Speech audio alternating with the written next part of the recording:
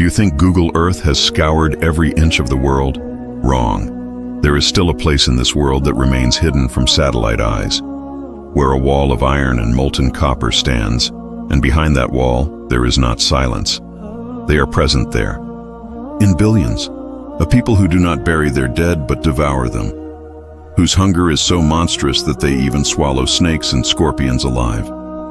History books say they are human, but their faces are stretched like shields, and according to some traditions, their ears are so large that they use them like blankets to sleep. You must have heard the name Yajoj and Majooj, Gog and Magog.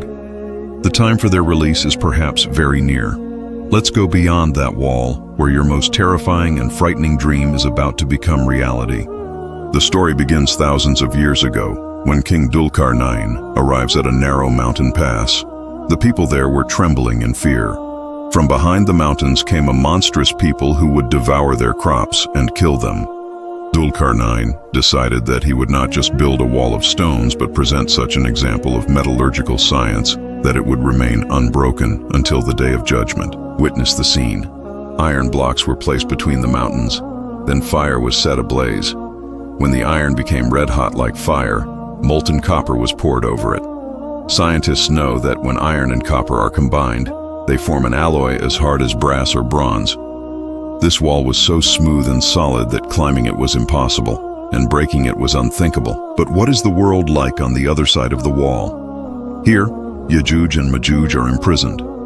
They are from the lineage of Prophet Noah's son Japheth and are close relatives of the Turks. The rate at which their population grows is beyond our imagination.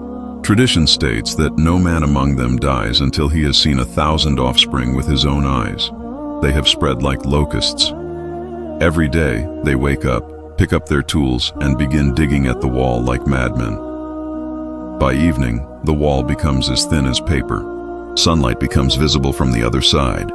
Freedom remains just an inch away. Their overseer happily says, "We will break it tomorrow."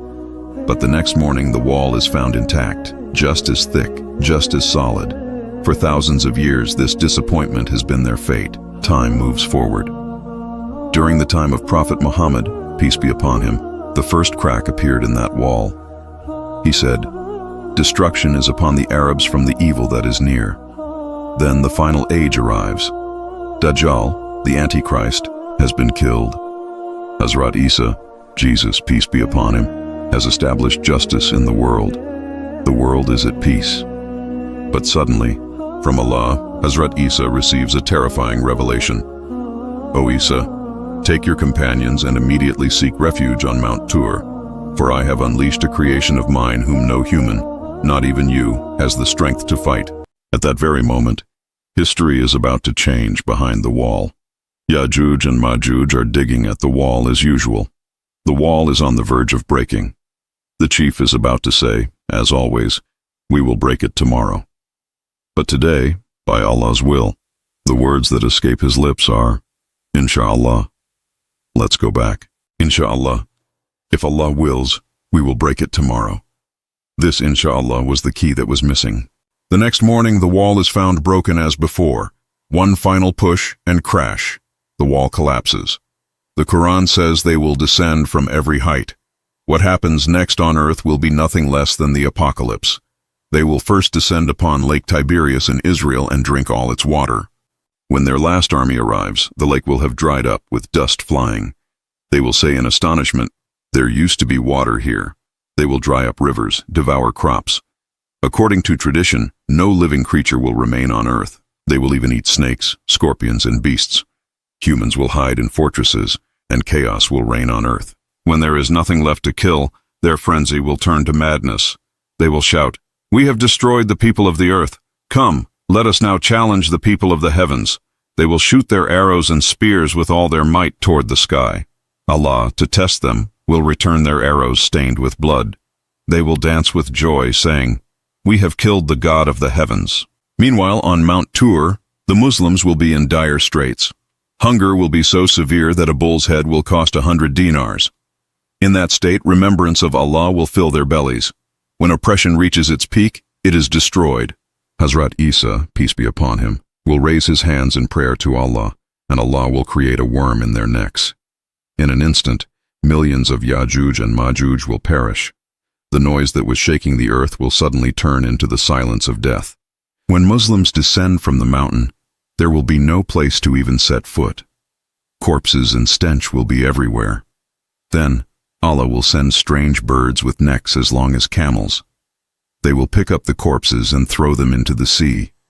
A heavy rain will wash the earth clean, making it shine like glass. And do you know what will happen next? Fruits will be so large that a whole community could sit under the peel of a single pomegranate. Yajooj and Majooj will leave behind such a vast number of wooden arrows, bows, and shields that Prophet Muhammad, peace be upon him, said Muslims will burn them as fuel for 7 years. They will not need to cut wood from the forests. This is the future that awaits. The wall of Yajooj and Majooj still stands today, and they are probably digging at it even now. Between them and our freedom lies only the distance of an inshallah. The question is, when that wall breaks, will your faith be strong enough to stand firm in the trials of Dajjal and Yajooj Majooj?